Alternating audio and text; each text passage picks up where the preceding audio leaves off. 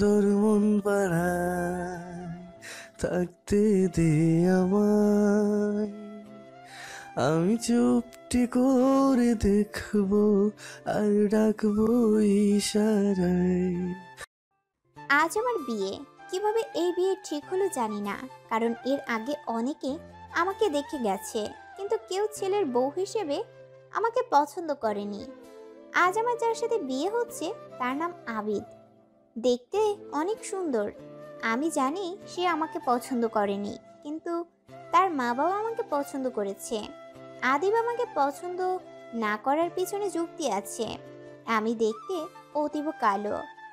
আদিবের মতো smart handsome ছেলের পক্ষে আমাকে পছন্দ না করাই যুক্তিযুক্ত। আদিবের মা বাবা আমার রূপ দেখে না, হয়তো আমার ভালো কিছু দিক দেখে ছেলের বউ বানাতে চেয়েছে। আমি কওমি মাদ্রাসায় লেখাপড়া করেছি। বড় হবার পর থেকে বাড়ির বাইরে বের হলে বোরখা পরে বের হয়েছি। কোনো বেগানা পুরুষ আমার চেহারা দর্শন করতে পারেনি। ছোট থেকে নামাজ, রোজা, ধর্মীয় আচার ব্যবহারের নিয়মকানুন মনোযোগ দিয়ে মেনে চলেছি। এই দিকগুলো বিবেচনা করেই হয়তো আদিবের মা বাবা ছেলের বউ করতে রাজি হলো। আদিব আমাকে স্ত্রী হিসেবে কতটা ভালোবাসবে জানি না। আমি চাইবো আমার সমস্ত মন প্রাণ উজাড় করে তাকে ভালোবাসতে, তার আদেশ নির্দেশ মেনে চলতে। যে শ্বশুর শাশুড়ি আমাকে ছেলের বউ করে নিয়ে যাচ্ছে তাদের সেবা যত্ন করতে, তাদের মন মতো চলতে। বাসর রাতে আমি রক্ষিতা হিসাবে স্বামীর কাছে গ্রহণযোগ্য হলাম। আদিব আমাকে বলে দিল, দেখো, তোমার মতো মেয়ে আমার স্ত্রী হবার যোগ্য না। মা বাবার সুখের দিকে চেয়ে তোমাকে বিয়ে করতে বাধ্য হয়েছি। তুমি আমার রক্ষিতা হয়ে থাকতে পারো, স্ত্রী হয়ে থাকতে পারবে না। চাইলে কালই চলে যেতে পারো। আমি তাকে বলেছি বিয়ে যখন হয়েছে তখন এই বাড়িই আমার বাড়ি। আপনি আমাকে রক্ষিতা ভাবেন আর যাই ভাবেন, আপনি আমার স্বামী। কালিমা পড়ে আপনার সাথে আমার বিয়ে হয়েছে। আমি এই বাড়ি থেকে কোথাও যাচ্ছি না। কথা শেষ না হওয়া হতেই আদিব তার পুরুষত্ব জাহির করতে ঝাঁপিয়ে পড়ে আমার উপর। অমানবিক জুলুম করে প্রমাণ করে দেয় আমি তার রক্ষিতা। আমার চোখের জল তার নজরে আসেনি। কেন আসবে? আমার কষ্ট তার কাছে কিছুই না। সে ব্যস্ত তার কামনার নেশায়। সকালে বিছানা থেকে উঠতে গিয়ে বুঝতে পারছি আমি আবিদের কাছে সত্যিই রক্ষিতা। না হলে কেউ স্ত্রীর সাথে এমন নিষ্ঠুর অত্যাচার করতে পারে না। আমার মা বাবা খুব খুশি হলো ভালো ঘরে আমাকে বিয়ে দিয়ে।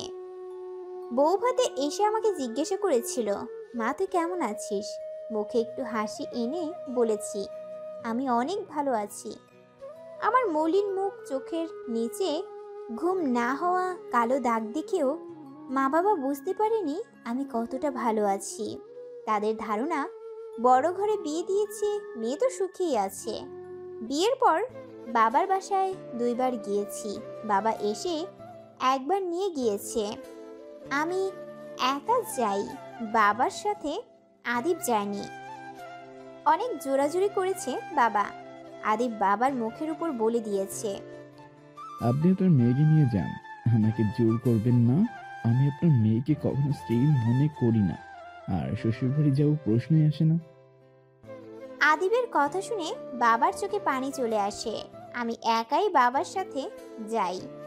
কয়েকদিন থাকার পর আমার শ্বশুর আমাকে নিয়ে আসেন। শ্বশুর বাড়ি আসার সময় মা আমাকে ধরে খুব কান্না করে বলে, মারে, কি করবি? তোর ভাগ্যে আছে এমন স্বামী, তাকে নিয়েই তোকে জীবন কাটাতে হবে।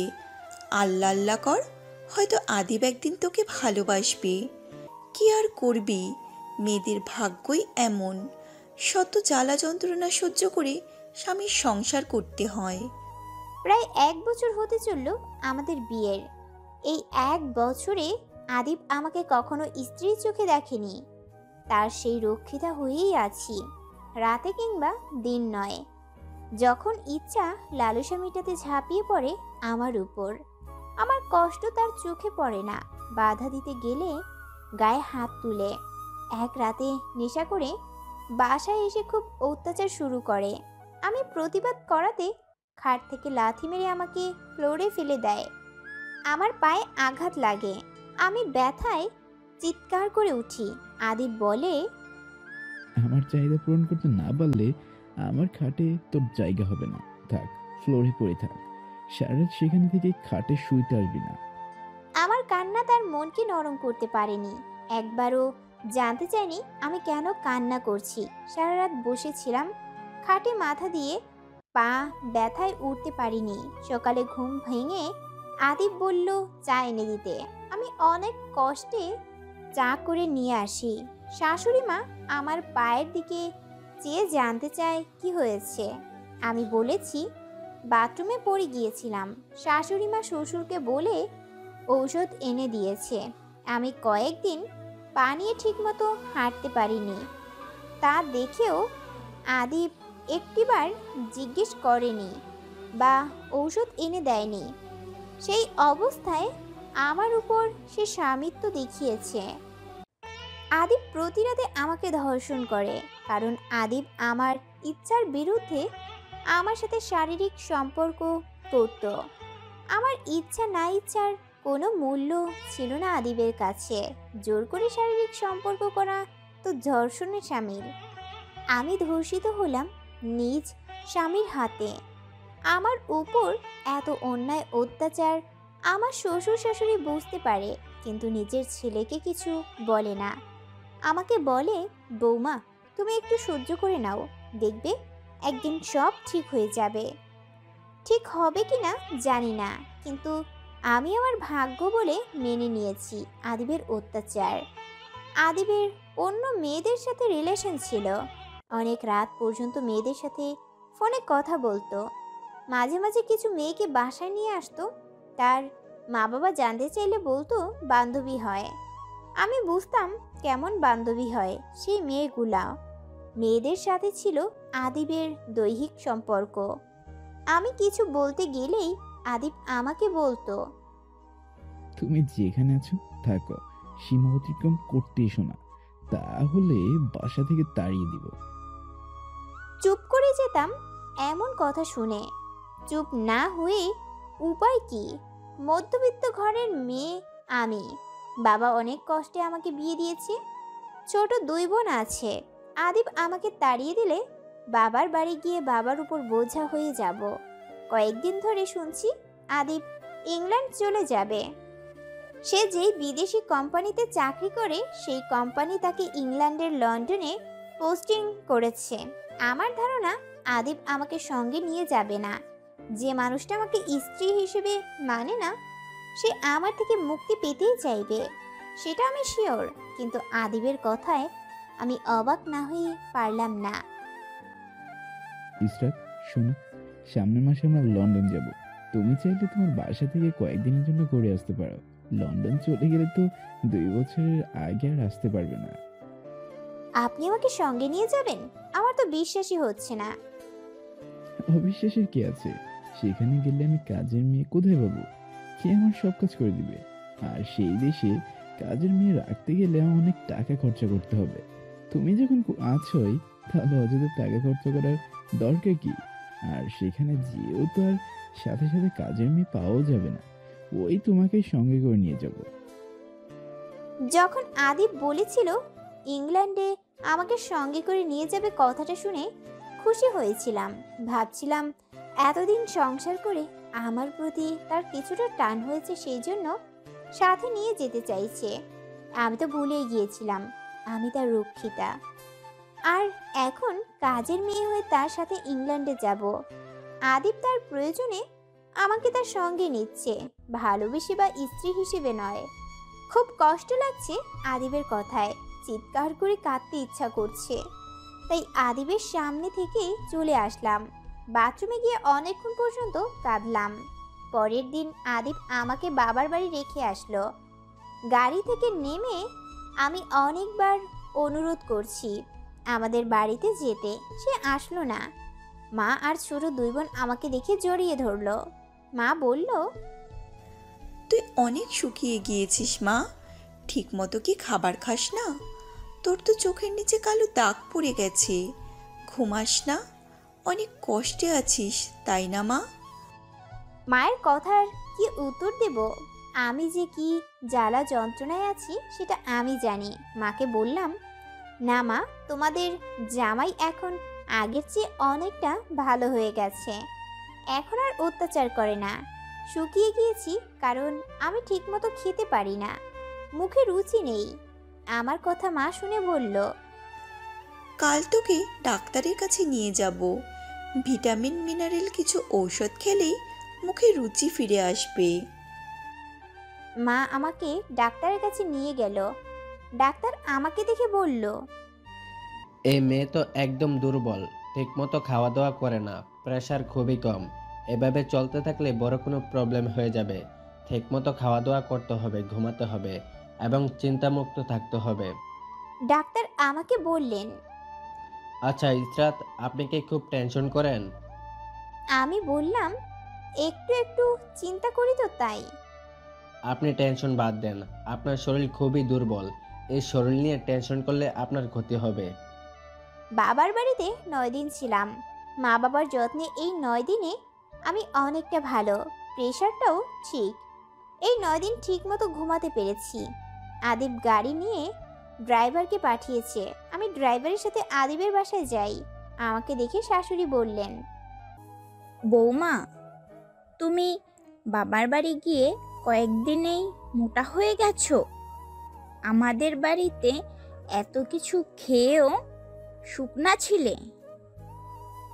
শাশুড়ির কথা শুনে মনে মনে বললাম, আপনার ছেলে তো আমাকে অনেক শান্তিতে রাখে, তাই তো মোটা হতে পারি না। রাতে আদিব বাসায় ফিরে আমাকে জড়িয়ে ধরে বলল, তুমি তো মোটা হয়ে গেছে এই কয়েকদিনে। বাপের বাড়ি কি খেয়েছো? আমি বললাম, কিছুই না, চলেন রাতার খাবার দেই। আরে খাবার খাবো না? 9 দিন তোমাকে ছাড়া ছিলাম, আজ সেই ওষুধটা আগে পোষাবো। সারা রাত ঘুমাতে দেয়নি আদিব আমাকে। এখন সকাল 7টা বাজে। আমাকে উঠতে হবে সকালে নাস্তা বানাতে। আদিব ঘুমাচ্ছে, সে 9টা পর্যন্ত ঘুমাবে। আমি উঠতে গিয়ে মাথাটা কেমন চক্কর দিয়ে উঠল। হয়তো ঘুম না হবার জন্য। উঠতে ইচ্ছা করছে না, খুব ঘুমাতে ইচ্ছা করছে। কি করব? নাস্তা বানাতে হবে, না হলে আদিব কি খেয়ে অফিসে যাবে। ওয়াশরুমে যেয়ে ফ্রেশ হয়ে কিচেনে গেলাম নাস্তা বানাতে। দিন যত যাচ্ছে ইংল্যান্ড যাবার সময় ঘনিয়ে আসছে। আমার বুকের ভিতর কেমন একটা ভয় এসে বাসা বাঁধছে। বারবার মনে হচ্ছে আদিব এখানেই আমার সাথে যে ব্যবহার করে বিদেশে নিয়ে গিয়ে না কি করে। সেখানে তো আমি কিছুই চিনব না, জানব না। বাংলাদেশ ছেড়ে, মা বাবা ছোট বোনদের ছেড়ে যাব। কবে না কবে আসবো জানি না। আদিব যদি আমাকে বাংলাদেশে আর কখনো না নিয়ে আসে, তাহলে আমি কিভাবে আসব? আমার মা বাবা বোনদের কিভাবে দেখব? দুশ্চিন্তা আমাকে পাগল করে দিচ্ছে। একবার মনে হয় আদিবকে বলে দেই আমি তার সাথে ইংল্যান্ড যাব না, কিন্তু পরক্ষণেই চিন্তা করি না, করাটা ঠিক হবে। দুশ্চিন্তা আমাকে পাগল করে দিচ্ছে। একবার মনে হয় আদিবকে বলে দেই আমি তার সাথে ইংল্যান্ডে যাব না, পরক্ষণেই চিন্তা করি না করাটা ঠিক হবে। আমি অনেক ভেবে সিদ্ধান্তে উপনীত হলাম আদিবের সাথে ইংল্যান্ড যাব না। দরকার হয় এই দেশে থেকে মানুষের বাসায় কাজ করে খাবো, তাও আদিব পাষণ্ডের সাথে আমি বিদেশে যাব না। মাকে ফোন করে বলি, মা, আমি ইংল্যান্ড যাব না। এখানেই আদিব আমার উপর যে নির্যাতন করে, বিদেশ নিয়ে গিয়ে কি করবে তার কোনো হিসেব নেই। আমার কথা শুনে মনে হয় আকাশ ভেঙে পড়ে মায়ের মাথার উপর। ইসরাত, তুই কি পাগল হয়ে গেলি? কি বলছিলি এইসব? তুই জামাইয়ের সঙ্গে কেন যাবি না? না গিয়ে কই থাকবি? তোর আরও 2টা বোন আছে, তাদের বিয়ে দিতে হবে। তুই যদি স্বামীর বাড়ি থেকে চলে আসিস, মানুষে কি বলবে? বলবে বড় মেয়েকে বিয়ে দিয়েছে, সংসার করতে না পেরে বাপের বাড়ি চলে আসছে। ছোট মেয়েগুলো আর কত ভালো হবে। তোর জন্য আমার আরও 2টা মেয়ের জীবন নষ্ট হোক সেটা আমি চাই না। তুই আদিবের সঙ্গে ইংল্যান্ড যা, সেটাই তোর জন্য আর আমাদের জন্য মঙ্গলজনক হবে। মায়ের কাছ থেকে এমন কথা শুনে আমার আর কিছু বলতে মন চাইলো না, ফোনটা কেটে দিলাম। আমি আবিদের সাথে ইংল্যান্ড যাব, যা হওয়ার হবে। আজ থেকে আমার কেউ নেই, আপনজনেরা আমাকে বুঝলে না। না হয় ইংল্যান্ড নিয়ে আদিব আমাকে মেরে ফেলবে, আর বাঁচার ইচ্ছে নেই, যা ইচ্ছে করুক। ইংল্যান্ড যাবার দিন বাবা মা দুই বোন আসছে আমাকে বিদায় দিতে। আমি মা বাবার সাথে তেমন কথা বললাম না। ছোট বোনদের বললাম ভালো মতো লেখাপড়া করতে, ভালোভাবে বুঝে শুনে চলতে। এয়ারপোর্ট পর্যন্ত মা বাবা বোন শ্বশুর শাশুড়ি আমাদেরকে এগিয়ে দিয়ে আসলো। আদিব আমাকে নিয়ে লন্ডন শহরে অভিজাত এক ফ্ল্যাটে উঠল। সেখানেই শুরু হলো আমার প্রবাস জীবন। আদিব সকাল 10টায় অফিসে যায়, আসে 5টায়। এসে খেয়ে রেস্ট নিয়ে আবার বাইরে চলে যায়, আসে রাত 11টা 12টায়। এসেই সেই চিরচারিত অত্যাচার। সারাদিন আমি রুমের ভিতর আর ব্যালকনিতে দাঁড়িয়ে কাটাই। খুব একা মনে হয় নিজেকে। বাংলাদেশ থাকতে শ্বশুর শাশুড়ি কাজের মেয়ে ছিল, তাদের সাথে কথা বলতে পারতাম। এখানে সারাদিন রুমের ভিতরে আমি একা, একদম ভালো লাগে না। অসহ্য অনুভূতি বন্দি জীবন। আদিব 5টায় এসে খেয়ে আবার যখন চলে যায়, আসে মাঝরাতে। একা একা এত বড় ফ্ল্যাটে থাকতে ভয় পাই। আদিবকে একদিন বলেছিলাম এত রাত করে বাসায় ফিরেন, একা থাকতে আমার ভয় করে। আদিব বলেছিল, তোমার জন্য আমি সন্ধ্যা রাতেই রুমে বসে থাকি। আমার সব ফ্রেন্ডস তাদের বউকে নিয়ে নাইট ক্লাবে যায়, কত মাস্তি করে। আমার মতো আর সেই কি ভাগ্য নেই। তোমার মতো মেয়েকে নিয়ে কই যাব? বাইরে তো যেতে পারি না, লোকজন হাসাহাসি করবে যদি দেখে আমার মতো ছেলে এমন একটা কালো বউ। কিছু বলার সামর্থ্য ছিল না আমার। আদিবের কথাগুলো শুনে অপমানের লজ্জায় আমার চোখে পানি চলে আসে। নিজেকে খুব ছোট মনে হয়। আদিব ঠিক বলেছে, তার মতো ছেলের বউ হবার কোনো যোগ্যতা নেই আমার। আমার সব যোগ্যতা কেড়ে নিয়েছে আমার গায়ের কালো রং। দোষটা তো আমার, আমি কালো। এখন আবার আরেক ঝামেলা সৃষ্টি হয়েছে। আদিব প্রায় রাতে প্রতিদিন তার ইংলিশ ফ্রেন্ডদের সঙ্গে করে বাসায় নিয়ে আসে বাঙালি খাবার খাওয়াতে। আমাকে ভালো ভালো রান্না করে তাদেরকে খাওয়াতে হয়। আদিবের ইংলিশ ফ্রেন্ডগুলো বাঙালি খাবার খেয়ে তৃপ্তির ঢেকুর তুলে বলে, মিস্টার আদিব, তোমার ওয়াইফ হেভি জোস খাবার বানাতে পারে। সে কিন্তু দেখতেও অনেক সুইট। ফ্রেন্ডদের প্রশংসা শুনে আদিব অবাক হয়ে যায়। তার মনে হয় তার ফ্রেন্ডরা মজা করছে।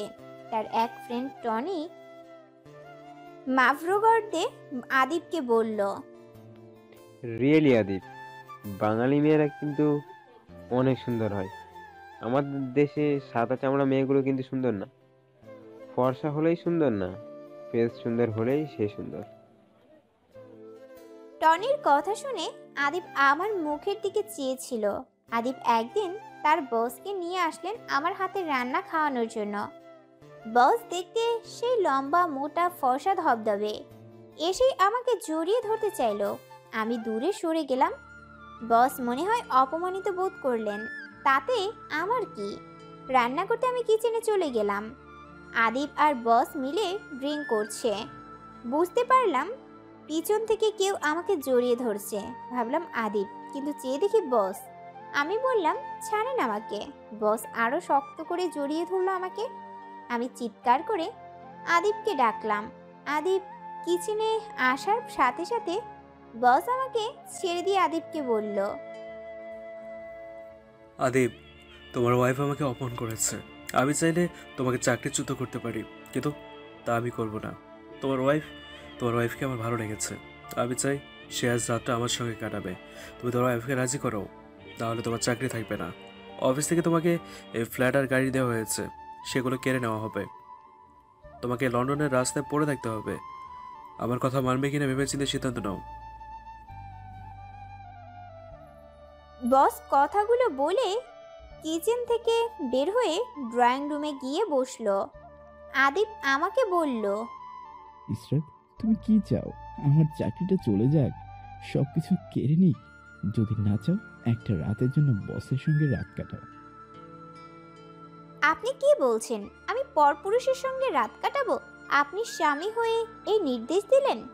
আসলে আপনি তো আমাকে কখনো স্ত্রী মনে করেননি, তাই আজ আমাকে পরপুরুষের হাতে তুলে দিতে আপনার বিবেকে বাজছে না। আমি আপনার এই অন্যায় আদেশ মানতে পারবো না। আমার কথা শেষ না হতে আদিব আমার গালে থাপ্পড় মেরে বলল, যা বলছি করো, এত নীতিকথা শোনার সময় আমার নেই।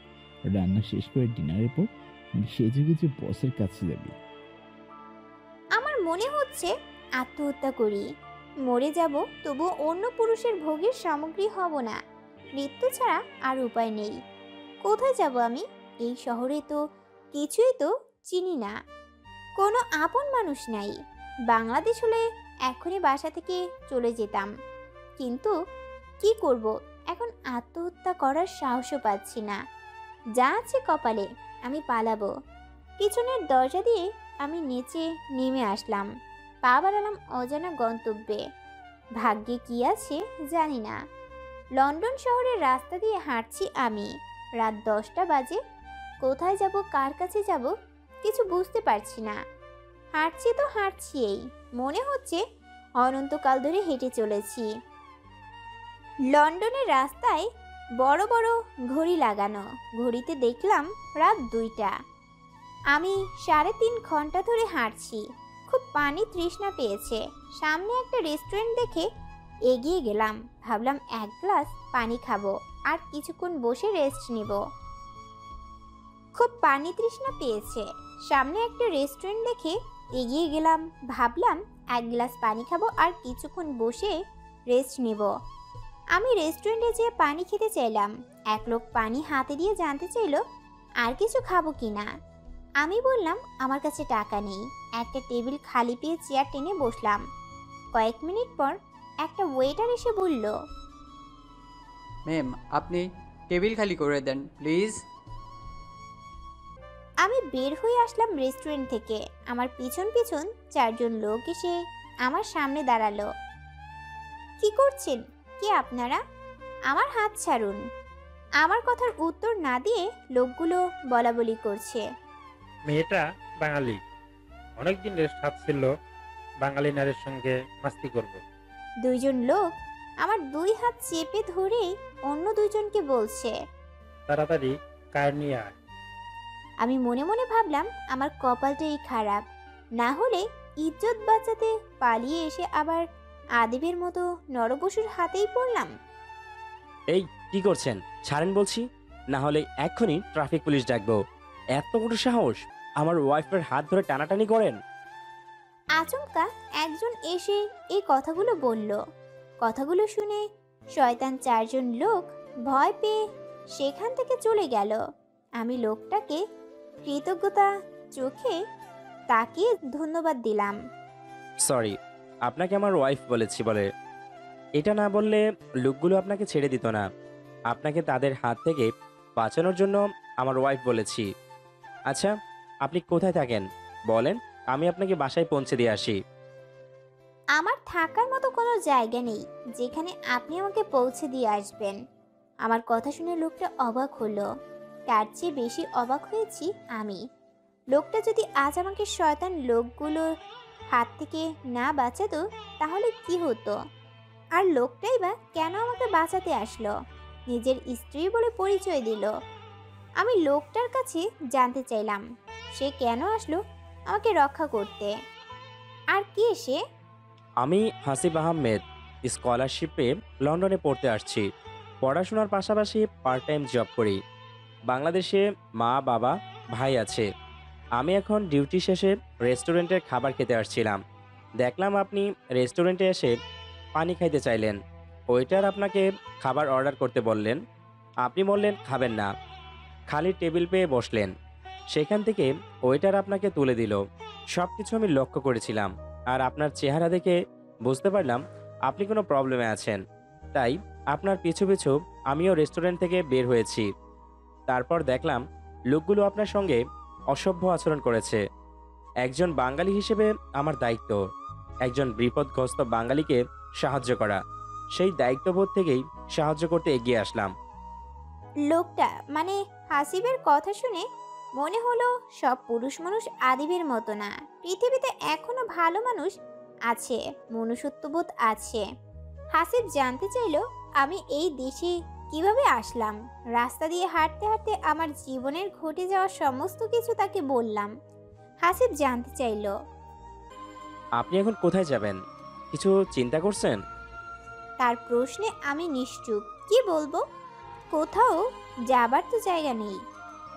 আমি বুঝতে পারছি আপনার যাবার কোনো জায়গা নেই, কিন্তু মেয়ে মানুষ হয়ে এভাবে যদি রাস্তায় রাস্তায় ঘোরেন খারাপ লোকদের খপ্পরে পড়বেন। আপনি যদি চান আমার ফ্ল্যাটে থাকতে পারেন। আমার পড়াশোনা শেষে যখন আমি বাংলাদেশে চলে যাব তখন আপনি আমার সাথে যেতে পারবেন। আমি আপনাকে আপনার মা বাবার কাছে পৌঁছে দিয়ে আসবো। হাসিবের কথায় আমি আস্থা খুঁজে পেলাম। সে এক মুহূর্তে আমার আপনজনের জায়গা দখল করে নিল। যেখানে কেউ কারো সাহায্যে এগিয়ে আসে না, সেখানে অপরিচিত একজন মানুষ আমাকে তার ফ্ল্যাটে আশ্রয় দিতে রাজি হলো। আমার আর কী বা বলার থাকতে পারে? সে আমার জন্য যা করতে চাইছে, এখন তো মানুষ নিজের মানুষের জন্য এটুকু করে না। আপনি মনে হয় ক্ষুধার্ত, কিছু খেয়ে নিন। এটা বলেই হাসিব এক রেস্টুরেন্টে ঢুকে পড়ল। আমাকে কিছু বলার সুযোগ না দিয়ে আমি তার সাথে সাথে গেলাম। সে কিছু খাইলো না, আমি খাইলাম। সে বসে রইল। বললাম, আপনি কিছু খান। আপনি যে রেস্টুরেন্টে পানি খেতে গিয়েছিলেন সেখানে আমি খেয়েছি, এখন আর কিছু খেতে পারবো না। খাবার পর কিছুক্ষণ হেঁটে হাসিবের ফ্ল্যাটের সামনে আসলাম। আমি তাকে জিজ্ঞেস করলাম, আপনি কি একা থাকেন নাকি আরও কেউ থাকে আপনার সাথে? তুহিন থাকে আমার সাথে, সেও পড়াশোনা করে এবং পার্ট টাইম জব করে। আপনি কোনো চিন্তা করবেন না, তুহিন ভালো ছেলে, তাকে আমি বুঝিয়ে বললে সে কিচ্ছু বলবে না। হাসিবের কাছে চাবি আছে। সে দরজা খুলে আমাকে নিয়ে ভিতরে প্রবেশ করলো। তুহিনকে ঘুম থেকে তুলে বলল, শোন, আমি তোর রুমে ঘুমাবো। একটা মেয়ে খুব বিপদে পড়েছে, তাকে আমার সাথে করে নিয়ে আসছি। সে আজ থেকে এখানেই থাকবে। হাসিবের কথায় তুহিন খেপে গেল। কি বলছিস তুই? চিনিস না, জানিস না, রাস্তা থেকে এক মেয়ের সঙ্গে করে নিয়ে এসে বলছিস আমাদের সাথে থাকবে? তুই কি পাগল হয়ে গেলি? তোর মতলব কি বলতো হাসিব? হাসিব তাকে বুঝিয়ে বলল আমার সাথে যা যা ঘটেছে। হাসিব আরও বলল, এই মেয়ে যদি তোর বা আমার নিজের কেউ হতো তাহলে কি পারতি রাস্তায় ফেলে রেখে চলে আসতে? আমিও রেখে চলে আসতে পারিনি, কেন জানি মনে হলো খুব আপন। হাসিবের রুমে আমাকে রেখে হাসিব তুহিনের রুমে চলে আসলো। হাসিব বাইরে খাবার খায় আর আমার জন্য বাহির থেকে খাবার কিনে নিয়ে আসে। ভেবে দেখলাম দুইজনের জন্য খাবার কিনতে অনেক টাকা লাগে। হাসিবকে বললাম, কিছু মনে না করলে একটা কথা বলি। বলেন, আপনি কি বলতে চান? আপনি বাজার করে নিয়ে আসবেন, আমি রান্না করব। এমনিতে দুইজনের জন্য খাবার কিনতে অনেক টাকা লাগে, রান্না করে খেলে ততটা খরচ হবে না। আমার কথায় হাসিব বলল, আপনার যদি কষ্ট না হয় আপনি যা বলছেন তাই হবে। তুহিনকেও বলবো আমাদের সাথে খেতে। ঠিক আছে বললেন, রান্না করতে কি কষ্ট হবে আমার? আমি তো আগেও রান্না করেছি। সারাদিন আমার তো কোনো কাজ নেই, রান্না বান্না করলে সময়টা কাটবে। হাসিব আমার দিকে চেয়ে মুচকি হাসি দিয়ে ভার্সিটিতে চলে গেল। ভার্সিটি থেকে আসার সময় হাসিব রান্না করার জন্য যাবতীয় জিনিসপত্র ও বাজার করে নিয়ে আসে। রান্না শেষে হাসিব, আমি আর তুহিনকে খাবার খেতে দেই। তুহিন বলছে, আপু, আপনি আমাদের সঙ্গে বসে খান। আমি বললাম, না ভাইয়া, আপনারা খান, আমি পরে খাবো। আপনি কি আমাদেরকে পর পাবেন? একসঙ্গে খাবার খেতে প্রবলেম কি? কোনো কিছুতে সংকোচ বোধ করবেন না, মনে করবেন আমরা আপনার নিজের লোক। আমি আর না করতে পারলাম না হাসিবের কথা শুনে। তাদের সাথেই খেতে বসলাম। কেউ আমাকে কখনো এমন করে বলেনি। সবাই কালো বলে তাচ্ছিল্য করছে। নিজের পরিবার ব্যতীত কেউ কোনোদিন আমাকে ভালোবাসেনি, হয় অবহেলা করেছে নয় করুণার চোখে দেখেছে। নিজের পরিবার ব্যতীত কেউ কোনোদিন আমাকে ভালোবাসেনি, হয় অবহেলা করেছে, নয় করুণার চোখে দেখেছে। আজ হাসিব যেভাবে বলল, সেই বলাতে করুণা ছিল না, আপনজনের স্পর্শতা ছিল। এখানে আছি প্রায় 1 মাসের বেশি হয়ে গেল, কখনো হাসিব আমার দিকে ভালো করে তাকিয়ে দেখেনি। আমার সাথে কথা বলার সময় মাথা নিচু করে কথা বলে, আমাকে সে শ্রদ্ধার চোখে দেখে।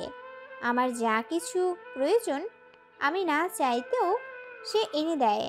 তুহিন আমাকে আপু বলে ডাকে, সে ফ্রি মাইন্ডে কথা বলে। তুহিন আপু বলে ডাকলেও তার ফ্রি মাইন্ডের কথা বলা আমার পছন্দ না। সেদিন হঠাৎ করে তুহিন আমাকে প্রশ্ন করে, আচ্ছা আপু, আপনি কি বিয়ে করবেন না? কাউকে দেখে শুনে বিয়ে করে নেন। আপনার বয়স তো তেমন না, কত আর হবে, 22-23। একা থাকতে আপনার খারাপ লাগে না?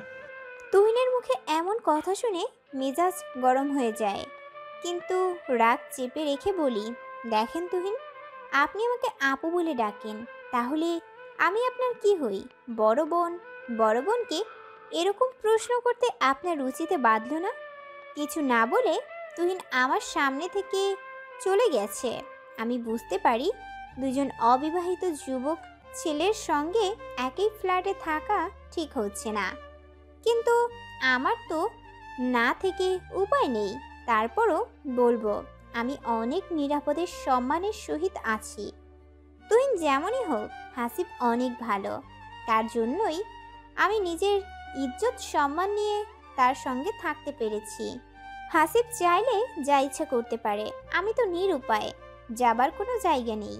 হাসিবের মন মানসিকতা একদম অন্যরকম।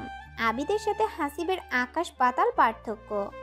সব পুরুষই যে নারী পেয়ে নারীর উপর ঝাঁপিয়ে পড়ে তা নয়, কিছু পুরুষ নারীকে সম্মানও করে।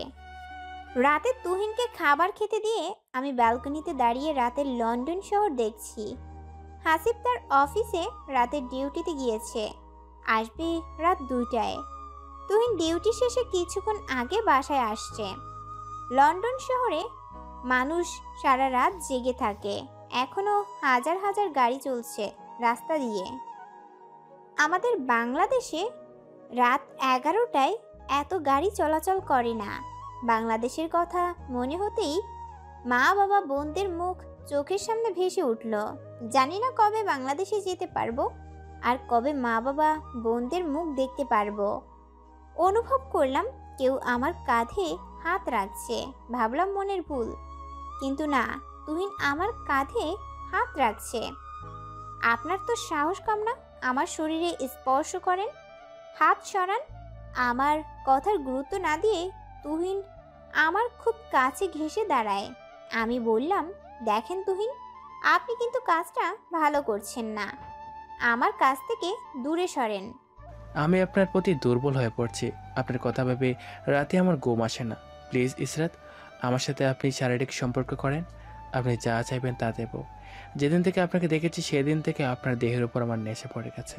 অনেক আগেই এই কথাগুলো বলতাম, হাসিবের বয়ে বলেনি, কিন্তু আজ আর না বলে থাকতে পারলাম না। নীল রঙের শাড়িতে আপনাকে অনেক হট লাগছে। এত নিজ আপনি, ইচ্ছা করছে আপনার গালে কষে একটা চর মারতে, কিন্তু পারবো না। হাসিব বাসায় আসুক, তাকেই বলবো আপনার এসব নোংরা প্রস্তাবের কথা। আমার কথা শুনে তুহিন হেসে দিয়ে বলল, কখন হাসিব আসবে আর কখন তুমি বলবে, তার আগে আমি যা করতে চাই করে নেব। আমি হাসিবের মতো সাধু পুরুষ হয়ে আর থাকতে পারবো না। এতদিন থেকেছি, এটাই বেশি। তুহিন আমাকে জোর করে জড়িয়ে ধরে কিস করতে চাইল। আমি তার হাতে কামড় বসিয়ে দিয়ে রুমে গিয়ে দরজা লক করে দিলাম। খুব কষ্ট লাগছে, যাকে ভাই মনে করলাম সে আজ আমার ইজ্জত নষ্ট করার জন্য মরিয়া হয়ে গেছে। ইচ্ছা মতো কাঁদলাম। এখন মনে হচ্ছে হাসিবও কি আমার সাথে এমন কিছু করতে চাইবে? আমি তো তার ভরসায় এখানে আছি। সে যদি এমন কিছু করতে চায় তাহলে নিজেকে আর রক্ষা করতে পারবো না। তুহিন অনেকবার দরজায় এসে ডাকলো, বলল, তুমি চাইলে তোমাকে আমি বিয়ে করব, তবু দরজা খুলে দাও। ইসরাত প্লিজ, আমাকে বিশ্বাস করো, আমি সত্যি তোমাকে বিয়ে করতে চাই। তুহিনের মুখে এমন প্রতিশ্রুতি শুনে ঘৃণায় তার মুখে থুথু দিতে ইচ্ছা করছে। লম্পটটা নিজের কামনা সিদ্ধির উদ্দেশ্যে কত মিথ্যা বলছে। সে যা বলার বলুক, আমি অপেক্ষা করে আছি হাসিব আসার। শয়তানটা অনেক ডাকাডাকি করে এখন মনে হয় ঘুমাচ্ছে। রাত 1:30 বাজে। কিছুক্ষণ পর হাসিব আসবে। আমার চোখ লেগে আসছে ঘুমে, তবুও আমি চোখ খুলে রাখার চেষ্টা করছি। খুব খিদে লাগছে, রাতে খাবার খাইনি। ভাবলাম তুহিনের খাওয়া শেষ হলে আমি খাবো।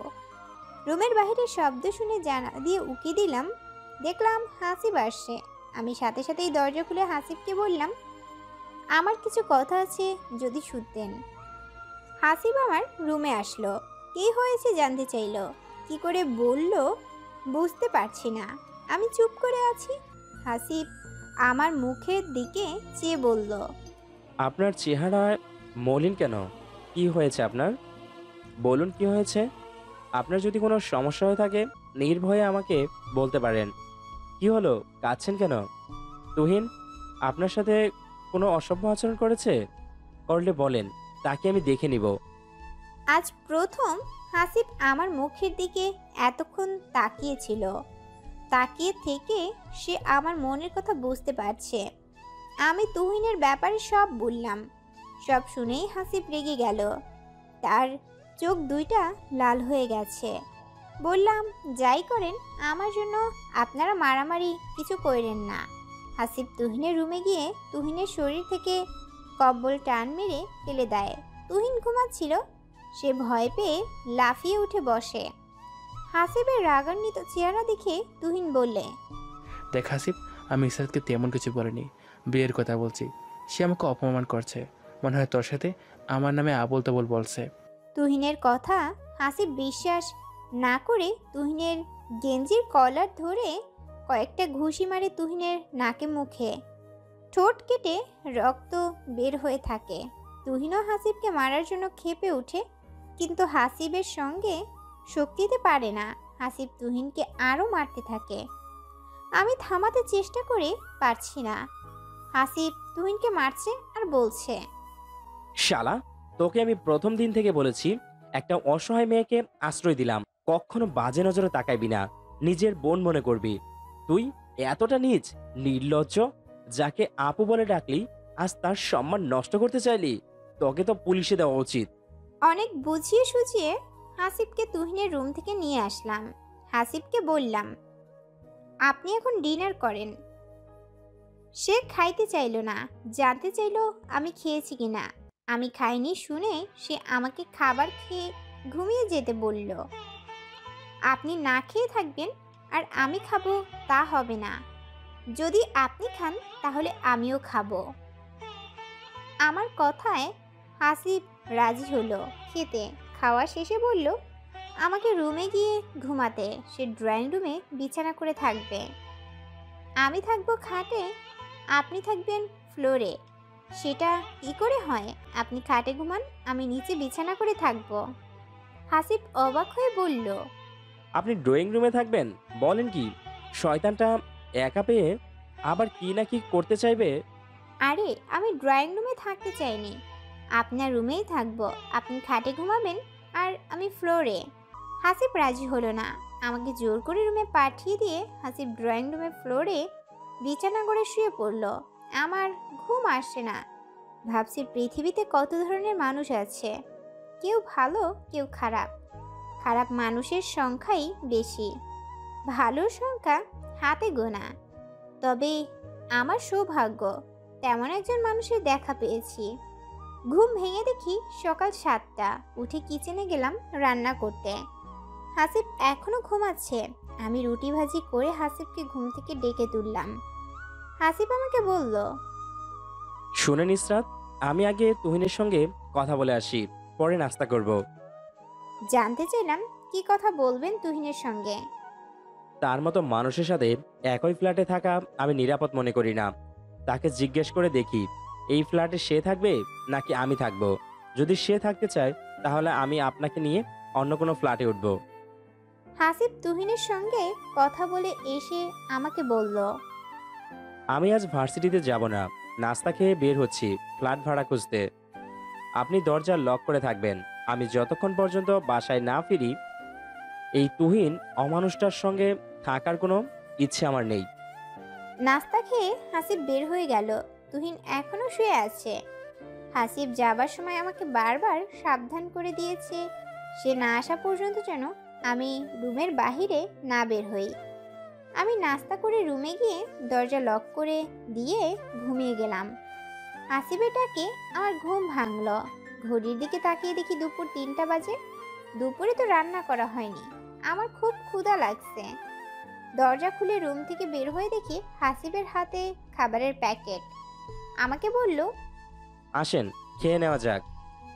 ভাড়া ফ্ল্যাট পেয়েছি। ফ্ল্যাটের মালিক কিছু টাকা অগ্রিম চাচ্ছে। আমার কাছে তত টাকা নেই, তাই বাংলাদেশে ভাইয়ার কাছে ফোন করে টাকা চাইলাম। ভাইয়া প্রথমে রাজি হয়নি এত টাকা দিতে, অনেক বুঝিয়ে রাজি করলাম।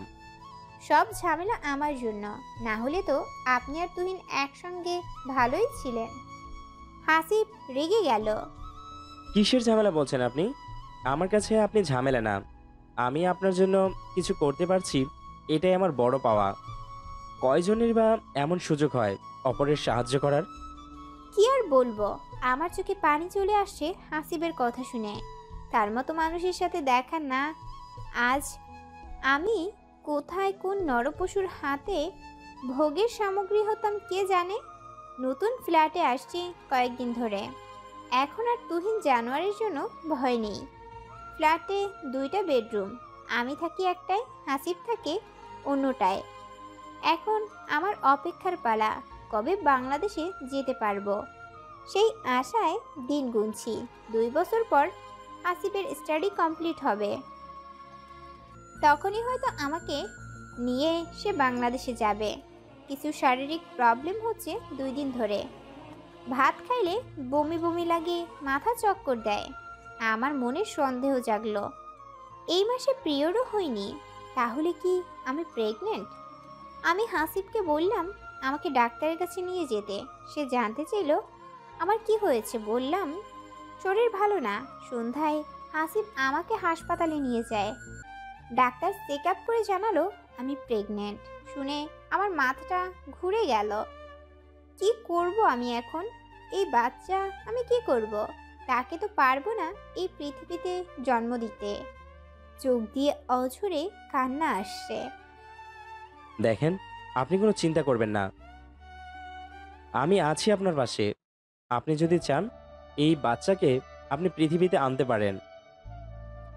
হাসিবের কথার প্রতি উত্তরে বললাম, আপনি আমার জন্য যতটুকু করেছেন সেটাই অনেক বেশি।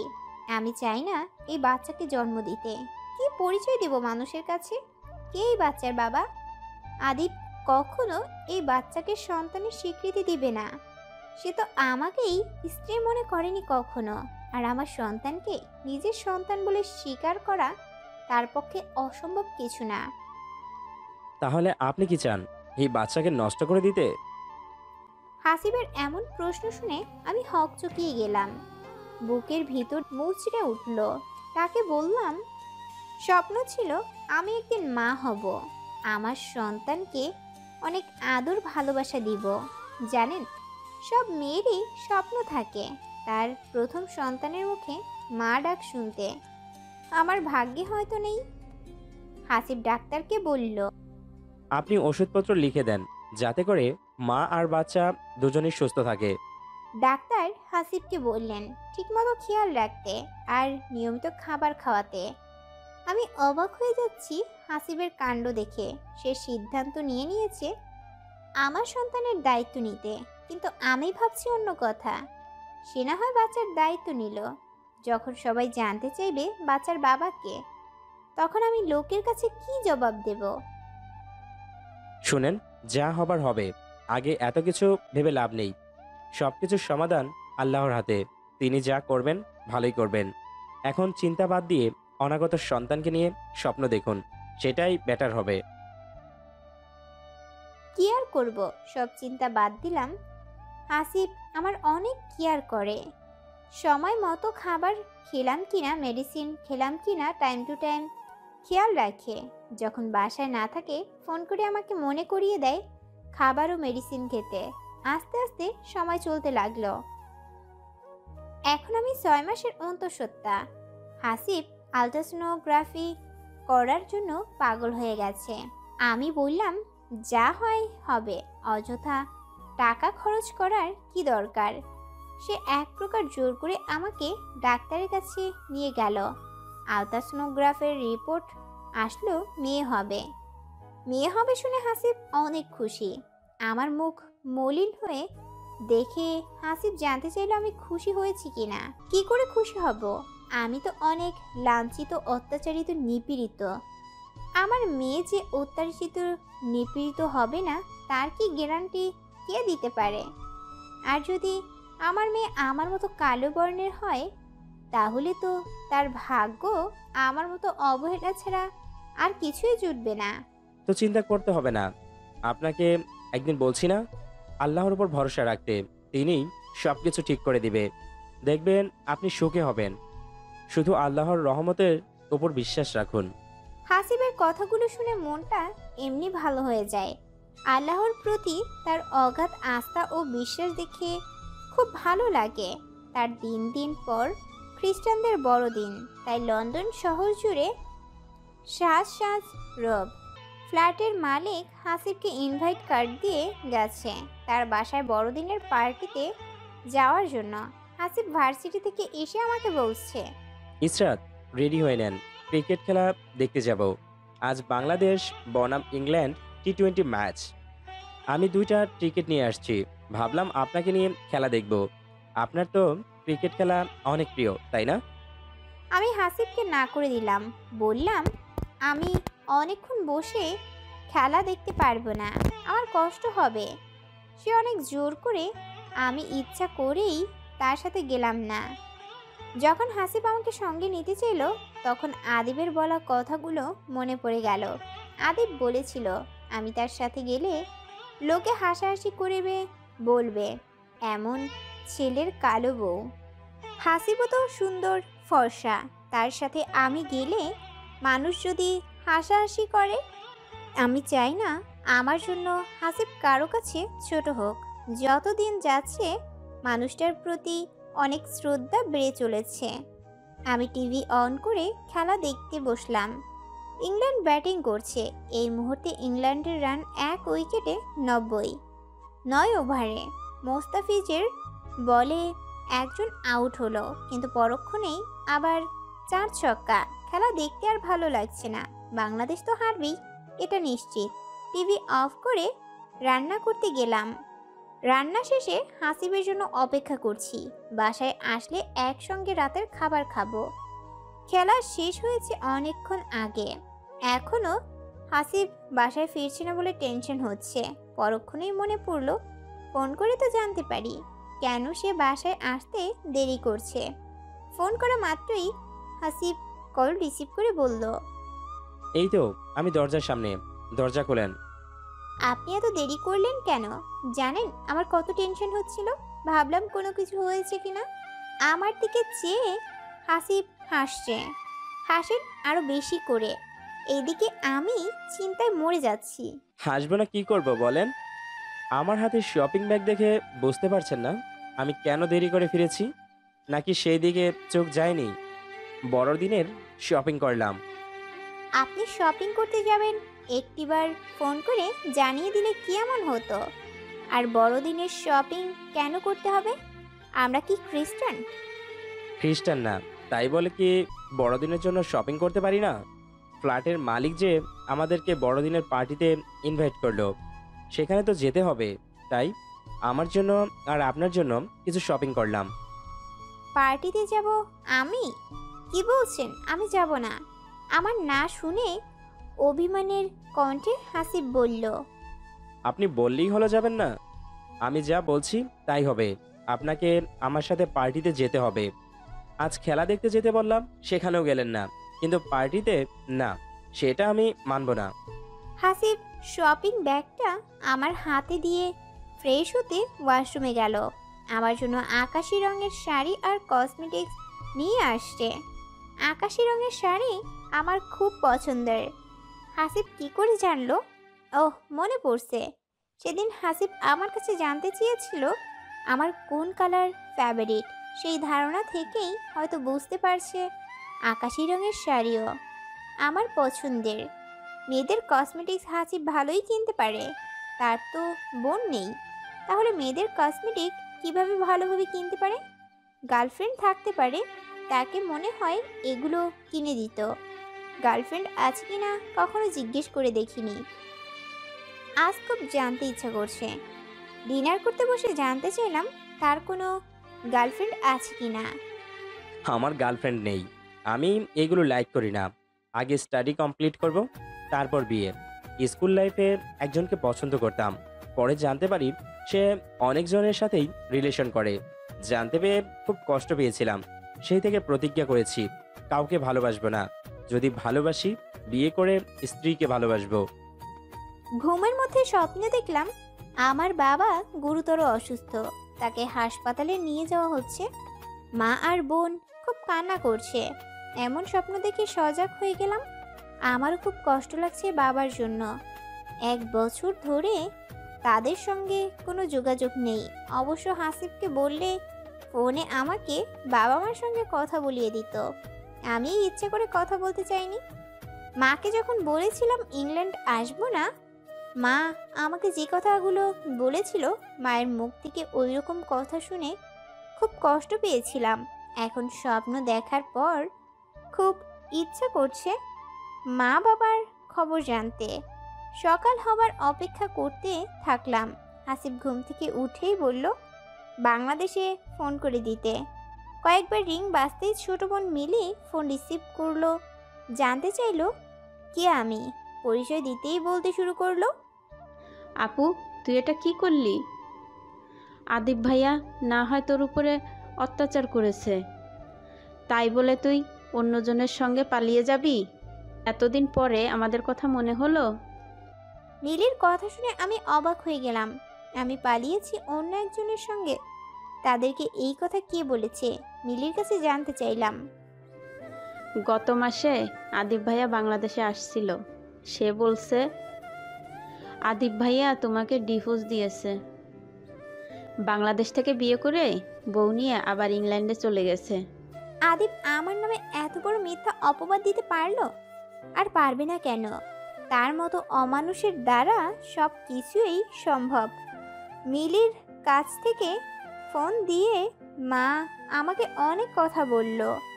যখন বললাম আমি প্রেগনেন্ট, আদিবের সন্তান আমার গর্ভে, শুনে মা তো তেলে বেগুনে জ্বলে উঠে বলে, কার নাকার বাচ্চা পেটে নিয়েছিস, এখন বলছিস আদিবের? তোর এই কথা আদিব মেনে নেবে নাকি? সে তোকে ডিভোর্স দিয়ে বিয়ে করে ফেলেছে। যার বাচ্চা পেটে নিয়েছিস তাকেই বল বিয়ে করতে, নাকি সে এখন তোকে বিয়ে করে না? আমি ফোন কেটে দিলাম। ফোনের স্পিকার বাড়ানো ছিল। মায়ের বলা সব কথা হাসিব শুনছে। লজ্জায় ঘৃণায় আমার মরে যেতে ইচ্ছে করছে। হাসিবের সামনে থেকে চলে গিয়ে রুমের দরজা বন্ধ করে দিলাম। হাসিব বারবার দরজা ধাক্কাচ্ছে, আমাকে বলছে দরজা খুলে বাইরে বের হতে। আমি বের হচ্ছি না। যখন বলল তার খিদে লাগছে খাবার দিতে, তখন বের না হয়ে পারলাম না। ইসরাত, আপনি একটু চিন্তা করবেন না। যে যাই বলুক, আমি আছি আপনার পাশে। এই অবস্থায় আপনি যদি বেশি চিন্তা করেন তাহলে বাচ্চার উপর খারাপ প্রভাব পড়বে। মরে যাক এই বাচ্চা। আমি চাই না এই বাচ্চা পৃথিবীতে আসুক। কি পরিচয় দিব এই সমাজে? কে এই বাচ্চার বাবা? সবাই জানবে আমি জারজ বাচ্চা জন্ম দিয়েছি। তখন তো আমাকেই আত্মহত্যা করতে হবে। নিজের মা বোন যখন আমাকে বিশ্বাস করলো না, অন্য মানুষ তো আমাকে খারাপ বলবেই। আমি আগেই বলেছিলাম বাচ্চা নষ্ট করে ফেলি, শুধু আপনার জন্য পারলাম না। আপনিই বলুন, বাংলাদেশে গেলে সবাই যখন জানতে চাইবে এই বাচ্চার বাবাকে, তখন আমি কি বলবো? এই বাচ্চার বাবা আমি সবাইকে বলবো। তাহলে তো কেউ আর কোনো কথা বলবে না। আপনি আমাকে বিয়ে না করে কিভাবে বাচ্চার বাবা হবেন? মুখের কথা বলেই তো আর কেউ বিশ্বাস করবে না। আর আপনি কি পারবেন বাংলাদেশে যে আমার আর আমার মেয়ের সমস্ত দায়িত্ব নিতে? আপনার ফ্যামিলি যখন জানতে পারবেন আপনি আমাকে, আমার মেয়েকে সাহায্য করছেন, তখন কিছুতেই এটা আপনার ফ্যামিলি মেনে নিবে না। অবশ্যই আমি আপনার আর আপনার সন্তানের সমস্ত দায়িত্ব নেব এবং আমার ফ্যামিলি সব কিছু মেনে নেবে। কারণ আমি আপনাকে বিয়ে করে স্ত্রীর মর্যাদা দিয়েই বাংলাদেশে ফিরব। আমার মা বাবা ভাই ভাবি সবাই জানবে আপনি আমার স্ত্রী আর আপনার সন্তানের বাবা আমি। সেটা কিছুতেই সম্ভব না। আমার মতো মেয়ে আপনার স্ত্রী হবার যোগ্য না। আপনি আমার জন্য যা করেছেন, আমার জীবন দিয়েও তার প্রতিদান দিতে পারবো না। হাসিব বলল, সম্ভব কি সম্ভব না সেটা না হয় পরে দেখা যাবে। এখন সব চিন্তা মাথা থেকে ঝেড়ে মুছে ব্রেকফাস্ট করে নেন। হাসিব ভার্সিটি চলে গেল। আমি হাসিবের বলা কথাগুলো নিয়ে ভাবতে থাকলাম। সত্যি কি হাসিব আমাকে বিয়ে করতে চায়, নাকি সান্ত্বনা দেওয়ার জন্য বলছে? তার মতো স্মার্ট হ্যান্ডসাম ছেলে কেন আমার মতো কালো বিবাহিত এক সন্তানের মাকে বিয়ে করতে যাবে? হাসিব ইংল্যান্ড থেকে কম্পিউটার ইঞ্জিনিয়ারিং পাশ করে গেলে অনেক ভালো মেয়ে বিয়ে করতে পারবে। 9 মাসে চলছে। এখন ঠিক মতো রান্নাবান্না করতে পারি না, পায়ে পানি জমে যাচ্ছে। হাসিব আমাকে ডাক্তারের কাছে নিয়ে গেলে বাচ্চা হওয়ার তারিখ জানার জন্য। ডাক্তার বলল 1 সপ্তাহ বা 10 দিনের মধ্যেই বেবি হওয়ার টাইম। এখন রান্না হাসিব নিজেই করে, আমাকে খাবার বেড়ে দেয়, কোনো কাজ করতে দেয় না। যখন ভার্সিটি বা চাকরির ডিউটিতে যায় বারবার বলে যায় কোনো ধরনের সমস্যা হলে সাথে সাথে কল করতে। মোবাইল যেন হাতের কাছে রাখি সব সময়। রাত 12টা, পেটে যেন কেমন মোচড় দিয়ে ব্যথা শুরু হলো। ভাবলাম ব্যথা হয়তো কমে যাবে, তাই হাসিবকে ফোন করলাম না, কিন্তু ব্যথা আরও বেশি হতে থাকলো। হাসিবকে ফোন করলাম, 10 মিনিটের মধ্যেই হাসিব চলে আসলো অ্যাম্বুলেন্স নিয়ে। হাসপাতালে নিয়ে যাবার আধা ঘন্টা পরেই নর্মাল ডেলিভারি হলো। বাচ্চাকে প্রথমেই হাসিবের কোলে নিয়ে কপালে চুমু খাইল, পরে আমার কাছে দিল। হাসিব অনেক খুশি হয়েছে মেয়েকে কোলে নিয়ে। আমিও খুশি হলাম আমার মেয়েকে আমার বুকে জড়িয়ে। 7 দিন পর হাসপাতাল থেকে বাসায় গেলাম। বাচ্চার নাম এখনো রাখা হয়নি। আমি বললাম হাসিবকে বাচ্চার নাম রাখতে। হাসিব বলে আমাকে নাম রাখতে। হাসিবকে আমি বলে দিয়েছি যতদিন সে বাচ্চার নাম না রাখবে ততদিন বাচ্চা নামবিহীন থাকবে। আচ্ছা, বেবির নাম নিধি রাখলে কেমন হয়? অনেক সুন্দর নাম, কিন্তু শুধু নিধি, তার আগে পরে কোনো কিছু থাকবে না, নাকি অনলি নিধি? হাসিব বলল, আগে পরে যাই রাখতে হয় সেটা আপনি রাখবেন। আমি রাখলাম রুবাইয়াত। দুজনের নাম মিলে হলো রুবাইয়াত নিধি। হাসিব নিধিকে অনেক আদর করে। কখনো কখনো কেউ নিজের সন্তানকেও এতটা ভালোবাসে না। নিধি 1 বছর পূর্ণ হয়েছে। হাসিব নিধির জন্য সোনার চেইন নিয়ে এসে নিধির গলায় পরিয়ে দিয়ে বলল, সোনার চেইনে আমার মেয়েকে খুব সুন্দর দেখাচ্ছে। নিধি হাসিবকে পাপা বলে ডাকে। নিধিও হাসিব বলতে পাগল। হাসিব যতক্ষণ বাসায় থাকে নিধি হাসিবের কাছেই থাকে, আমার কোলে আসতে চায় না। খাবারও হাসিবের হাত থেকেই খায়।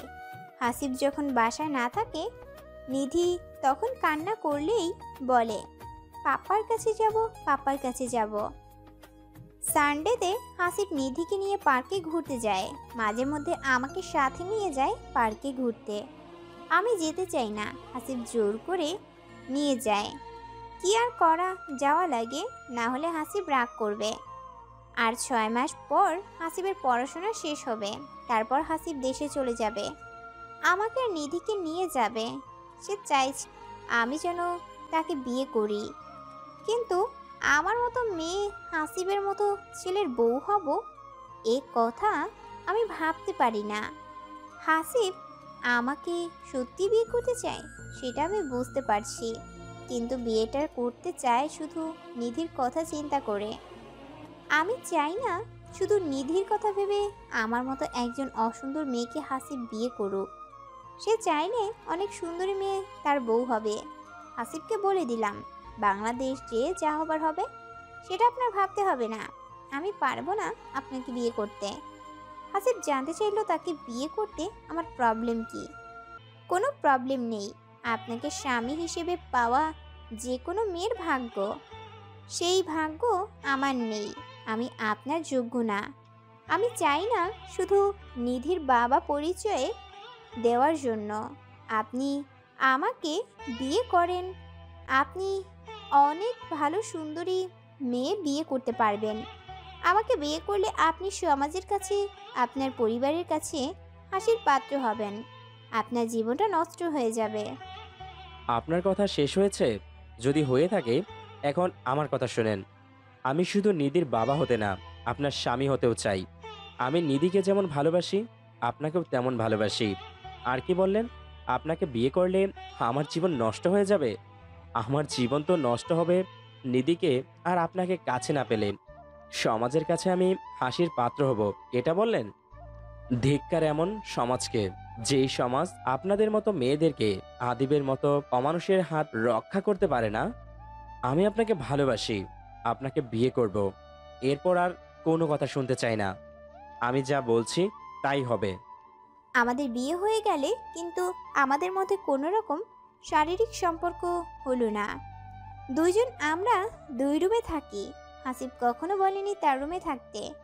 সে যদি থাকতে বলতো অবশ্যই আমাকে তার রুমে থাকতে হতো। এখন হাসিব আমার স্বামী, সে বললে আমি তো না করতে পারতাম না। তার পুরো হক আমার উপর আছে। সব কিছু আগের মতোই চলতে থাকলো। হাসিব আমাকে আপনি করে বলে, এটা আমার খারাপ লাগে। হাসিবে বলছে, এতদিন না হয় আপনি করে বলছেন, এখনো কি আপনি করে বলবেন? কখনো তো শুনিনি স্বামী তার স্ত্রীকে আপনি বলে ডাকে। নাকি মন থেকে আমাকে স্ত্রী মেনে নিতে কষ্ট হয়? এখন হাসিব আমাকে তুমি করে বলে। আমিও চেষ্টা করছি তাকে তুমি করে বলার, কিন্তু পারছি না। কেমন যেন লজ্জা লাগে। হাসিব আমার কথা আমাকে ফিরিয়ে দিল। তুমি আমাকে এখনো আপনি করে বলো?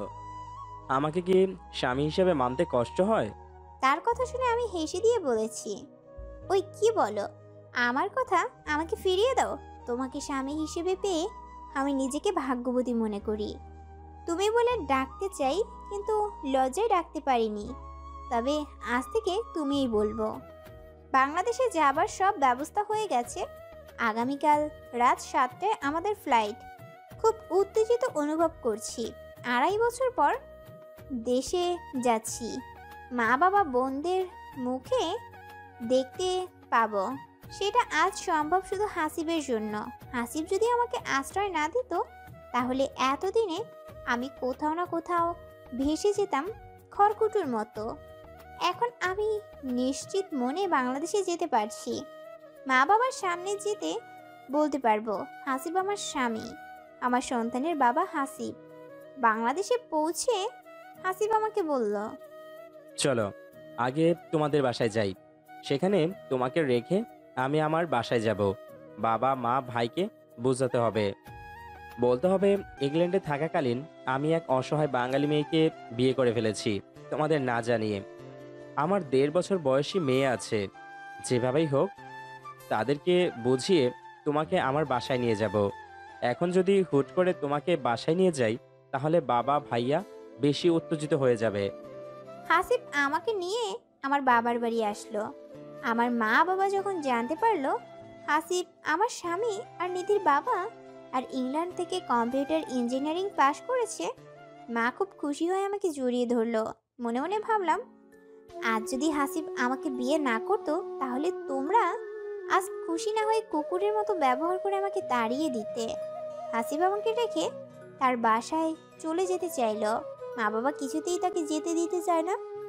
বাবা হাসিবকে বলছেন, বাবা, তুমি আজ প্রথম আমাদের বাসায় আসছো, একটা রাত অন্তত থেকে যাও।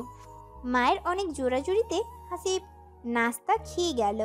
যাবার সময় নিধিকে কোলে নিয়ে বলল, নিধিকে আর তোমাকে রেখে যেতে আমার খুব কষ্ট হচ্ছে, কিন্তু কি করব, আগে তো মা বাবা ভাইয়াকে বোঝাতে হবে।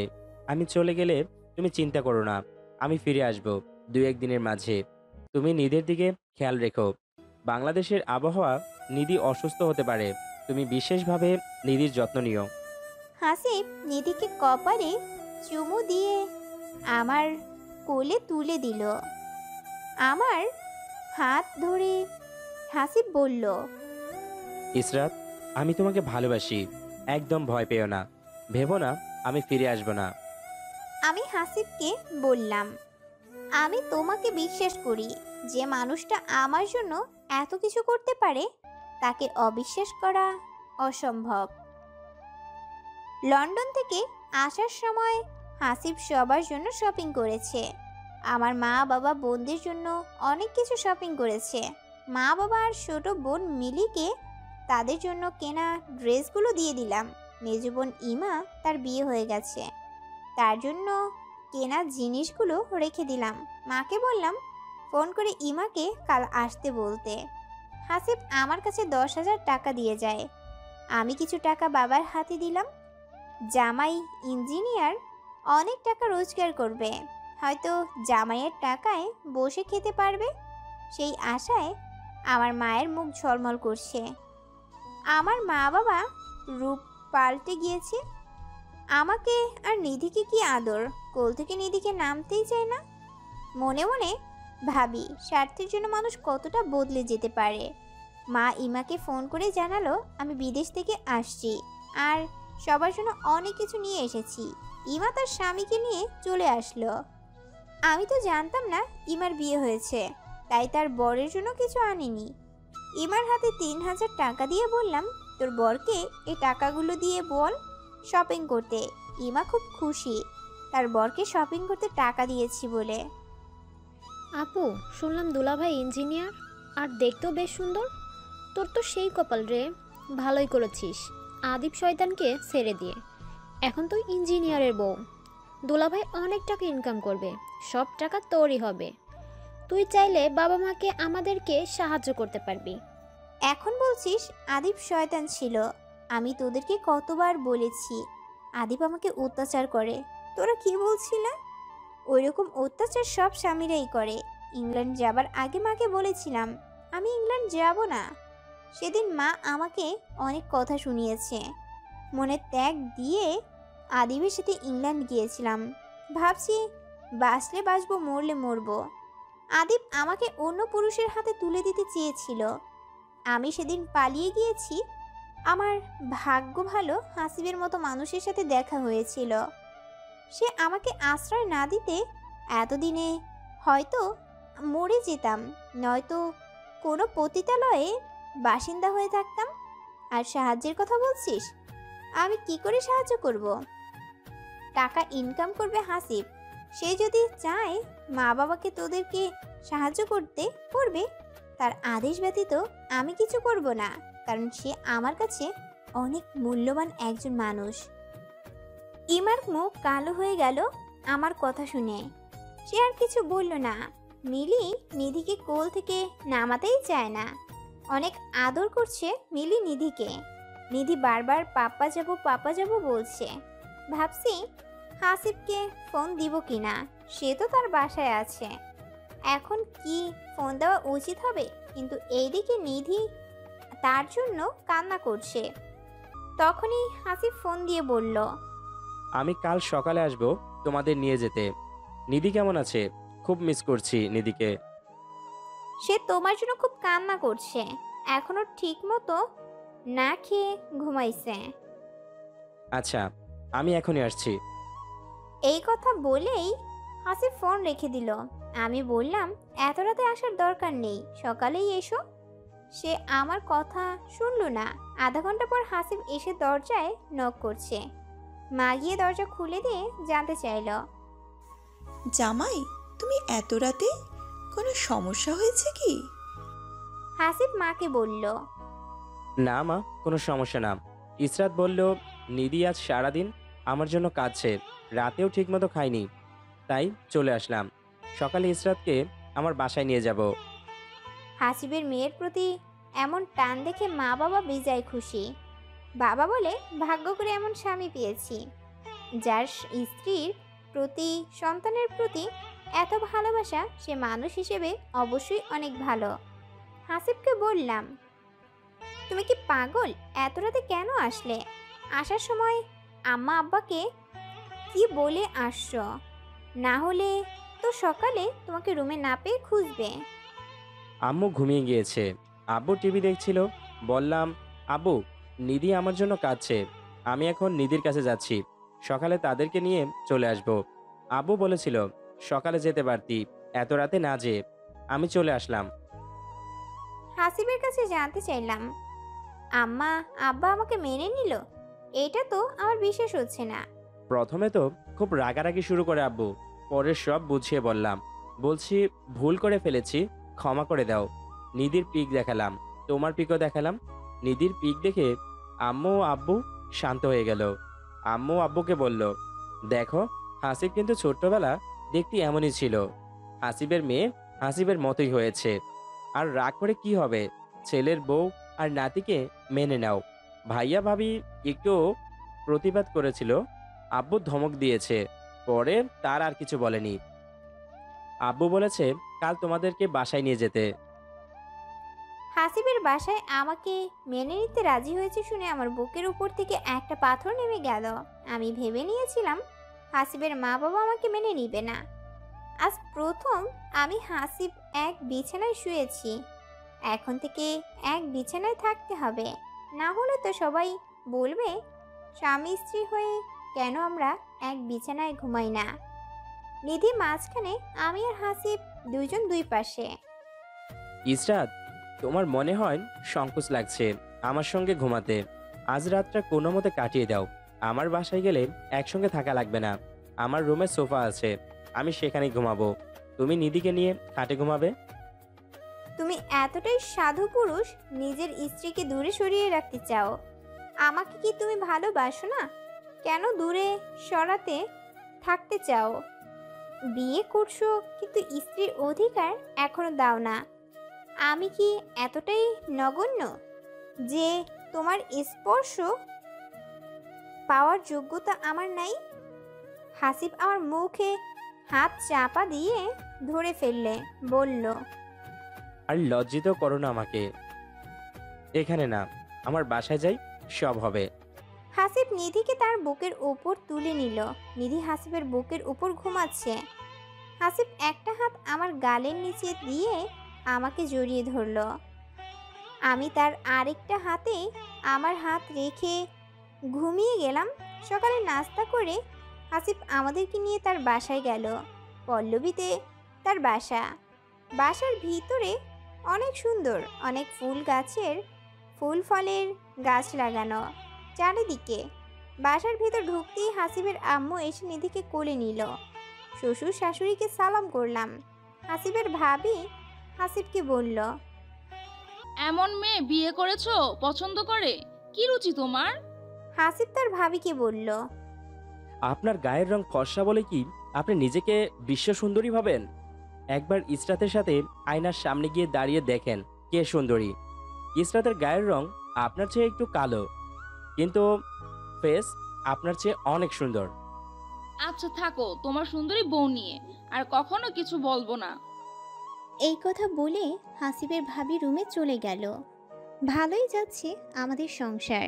এখন আমার শ্বশুর শাশুড়ি আমার প্রতি দারুণ খুশি, কারণ আমি সংসারের দায়িত্বগুলো নিজ হাতে তুলে দিয়েছি। কাজের মেয়ে থাকা সত্ত্বেও রান্নাবান্না আমি করি। সকালে বিকালে চা করে দিই শ্বশুর শাশুড়িকে, তাদের সেবা যত্ন করি। ভাবি কোনো কাজ করে না, খাবার সময় খায় আর সারাদিন টিভি দেখে, মোবাইল নিয়ে পড়ে থাকে। তার একটা বেবি আছে 6 বছর, নাম ইফাত। তার দেখাশোনা আমার শাশুড়ি করে। আমি যখন নিধিকে খাওয়াই তখন ইফাতকেও খাইয়ে দেই। ইফাত আমাকে ছোট আম্মু বলে ডাকে। হাসিব সরকারি চাকরি পেয়েছে আইটি সেক্টরে। সে সংসারের সমস্ত খরচ দেয়। আগে আমার ভাসুর সব খরচ দিত, এখন আমার ভাসুর শ্বশুরকে বলে, তোমার ছেলেকে বিদেশে লেখাপড়া করিয়ে ইঞ্জিনিয়ার বানিয়েছ, সে এখন সরকারি চাকরি করে, অনেক ভালো বেতন পায়, তাকে বলো সব খরচ চালাতে। হাসিব তার বেতনের বেশিরভাগ টাকা তার বাবার হাতে তুলে দেয়, আর বাদবাকি টাকা আমার কাছে রাখে। আমি টাকা আমার কাছে রাখতে চাইনি। হাসিব বলে, আমার টাকা মানে তোমার টাকা, যখন ইচ্ছা করবে খরচ করবে। সে বলেছে খরচ করতে, কিন্তু আমার খরচ করার প্রয়োজন পড়ে না। না চাইতেই সব কিছু পেয়ে যাই। আজ শুক্রবার, ছুটির দিন। হাসিব আমাকে রেডি হতে বলল। কেন জানতে চাইলাম। সে বলল, নামাজের পর নুহাশপল্লী ঘুরতে যাবে। বিকালে নুহাশ পল্লীর উদ্দেশ্যে রওনা দিলাম নিজেদের গাড়ি করে।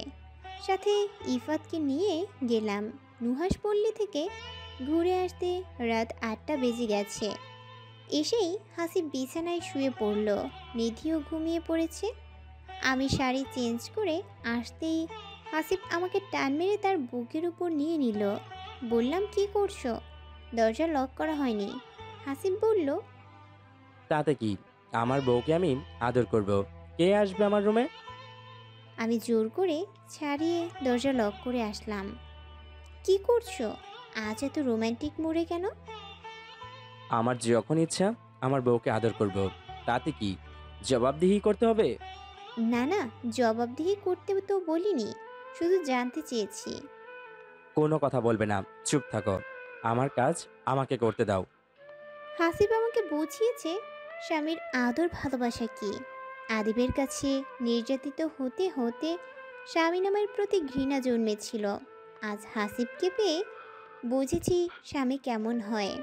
অনেক দিন হয়ে গেল বাবার বাড়ি যাই না। সকালে হাসিব নাস্তা করতে বসছে। আমি তাকে বললাম, একটা কথা বলতে চাই। হাসিব বলল, একটা কেন, মন চাইলে হাজারটা কথা বলো। আমার বইয়ের কথা আমি শুনবো না কি করে হয়? মা বাবার কথা মনে পড়ছে। তুমি যদি বলো কয়েকদিন থেকে আসবো। কয়েকদিন সেটা কি করে সম্ভব? আমি আমার মেয়েকে ছাড়া থাকতে পারবো না। বড় জোর 2 দিন থাকতে পারবে। আমিও অফিস ছুটির পর সেখানেই চলে যাব। না হলে নিধিকে ছেড়ে আমার ঘুম আসবে না। মেয়ে যখন বড় হবে বিয়ে দিবে কিভাবে? ঘর জামাই রাখবো, তবুও অন্য জায়গায় বিয়ে দেব না। নিধি আমার কলিজা, কলিজা ছাড়া মানুষ বাঁচে না। তেমনি নিধিকে ছাড়া আমার দম বন্ধ হয়ে যাবে। অফিসে যাবার সময় হাসিব আমাকে বলে গেল রেডি হয়ে থাকতে। অফিস থেকে সে আমাকে বাবার বাড়ি নিয়ে যাবে। 4:10-এর দিকে হাসিব অফিস থেকে আসলো। আমি তাকে খাবার খেতে দিলাম। খাওয়া শেষ করে সে আমাকে বলল, আম্মু আব্বুকে বলে আসো তুমি তোমার বাসায় যাবে। আম্মা আব্বাকে বললাম। তারা বলল তাড়াতাড়ি চলে আসতে, নিধিকে ছাড়া ভালো লাগবে না। যাবার রাস্তায় হাসিব গাড়ি থামিয়ে গাড়ি থেকে নামলো শপিং করতে। জানতে চাইলাম এখন শপিং করার কি দরকার। সে বলল আম্মা আব্বা আর মিলির জন্য শপিং করবে। আমি তাকে শপিং করতে দিলাম না। বললাম, যখন শ্বশুরবাড়ি যাব তখনই তোমার শপিং করে নিয়ে যেতে হবে। এটা কেমন কথা?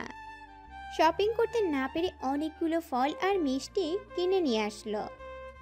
আচ্ছা, তুমি কি তোমার শ্বশুরবাড়ি যাচ্ছ নাকি মেয়ের জামাই বাড়ি যাচ্ছ? কেন তোমার এত কিছু নিয়ে যেতে হবে? হাসিব বলল, ধরো আমি মেয়ের জামাই বাড়ি যাচ্ছি, তবে মেয়ের জামাইটা বুড়ো। হাসিব হাসছে, আমিও হেসে দিলাম। নিধি বলছে, মাম্মা পাপা হাসছে কেন? তোমার বুড়ো জামাই বাড়ি যাচ্ছি তো তাই হাসছি।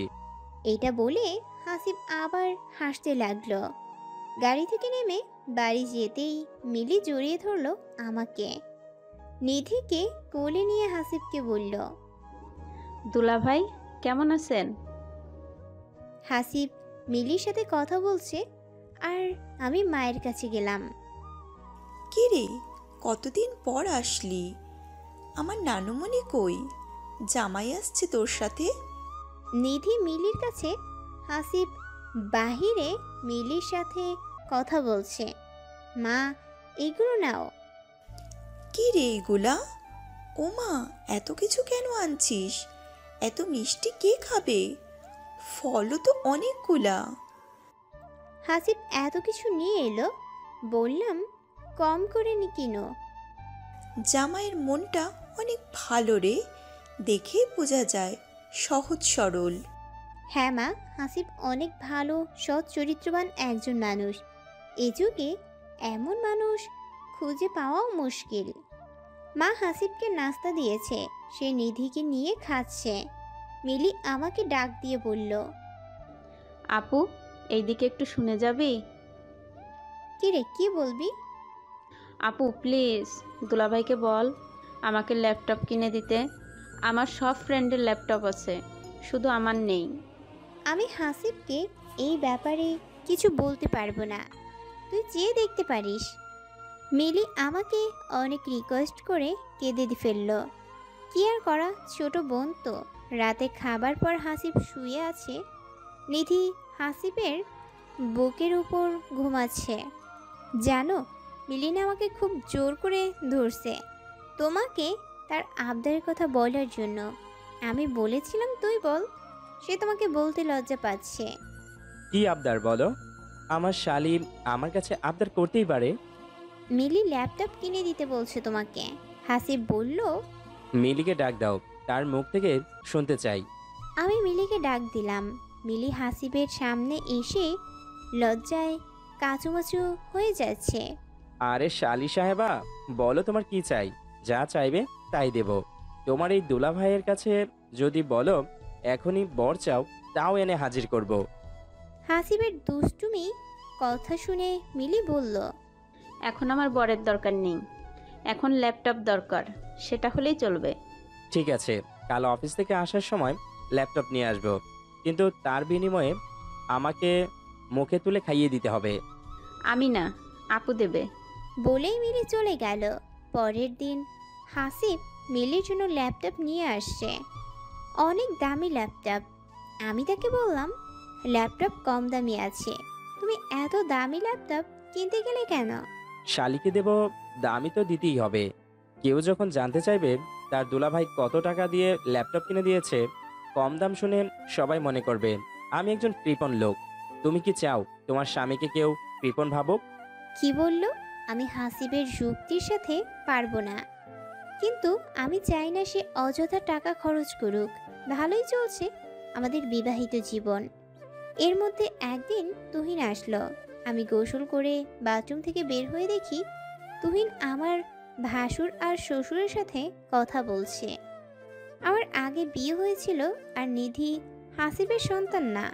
সব কিছু শুনে আমার শ্বশুর আমাকে ডাকছে তুহিনের কথা সত্য কিনা প্রমাণ করতে।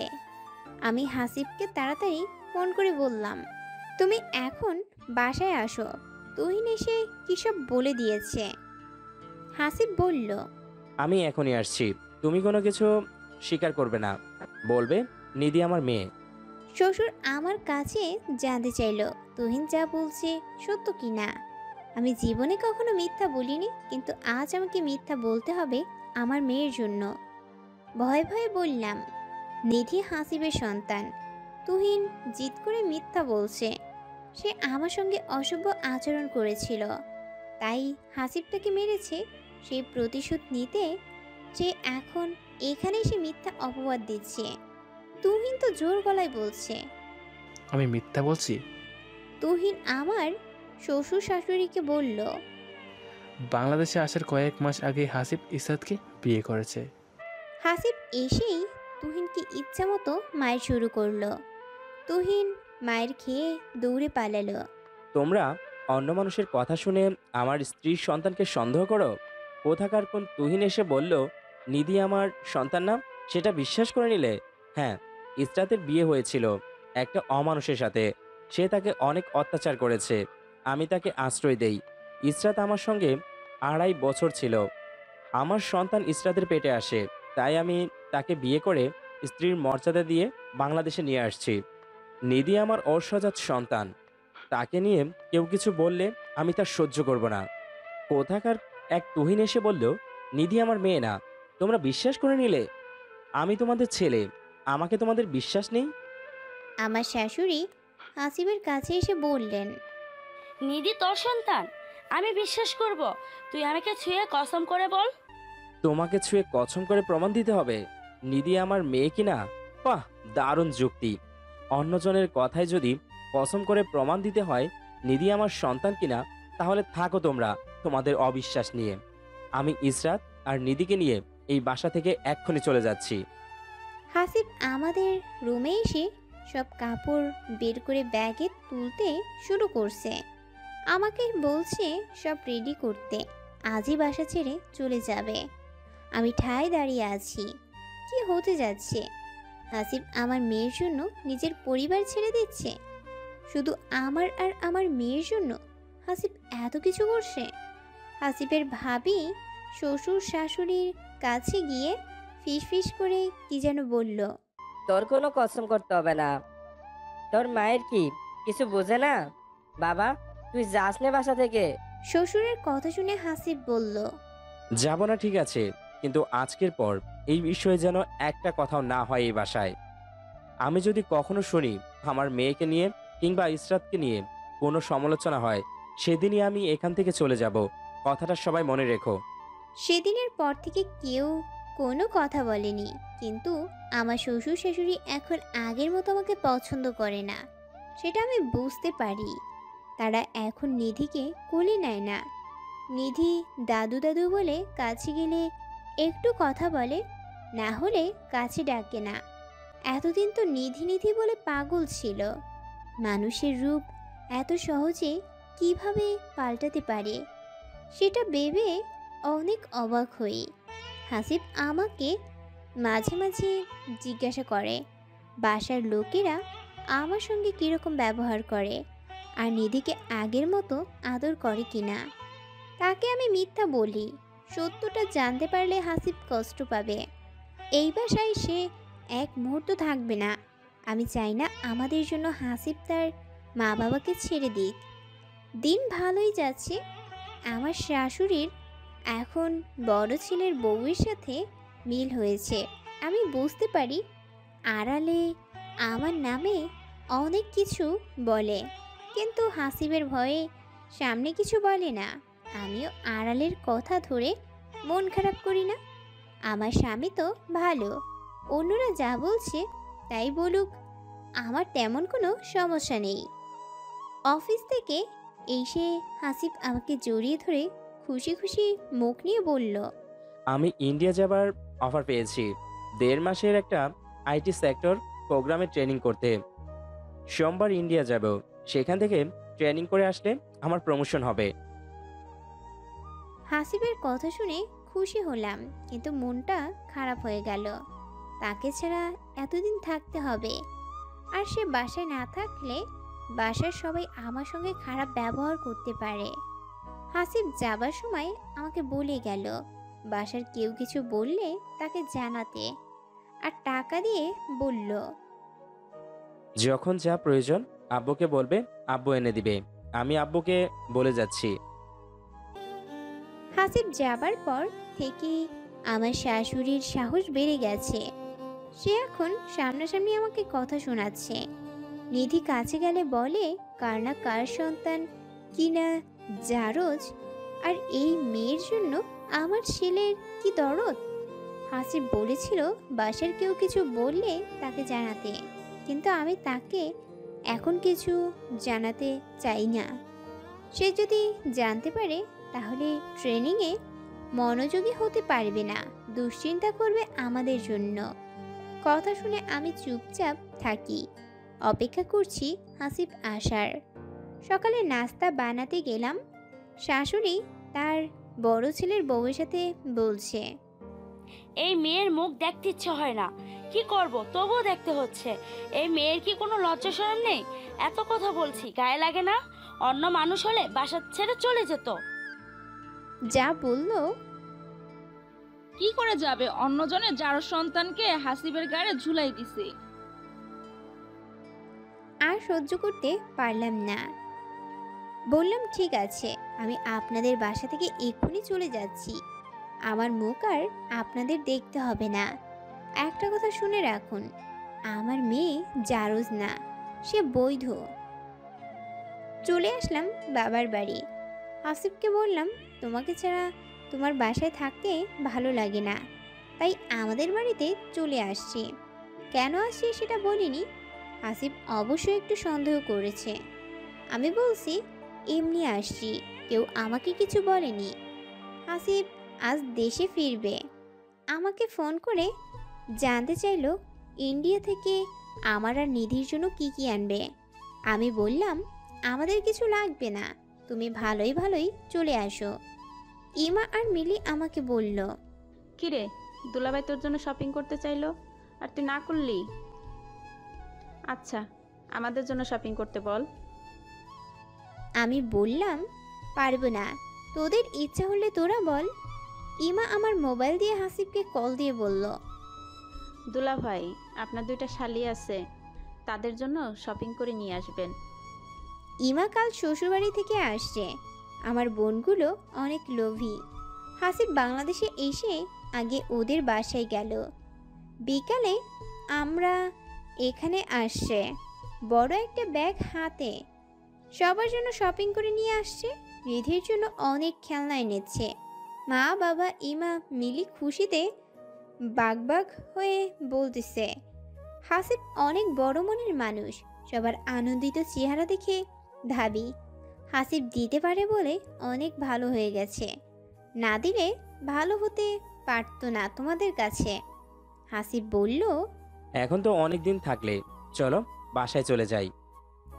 বললাম ওই বাসায় আমি আর যাব না, আমার মুখ তাদের দেখতে ইচ্ছা করে না। আমার লজ্জা শরম নেই বলে আমি তাদের বাসায় পড়ে থাকি। নিধিকে বারবার জারজ সন্তান বলে ডাকে। কি আমার মেয়েকে জারজ বলেছে? এত বড় সাহস!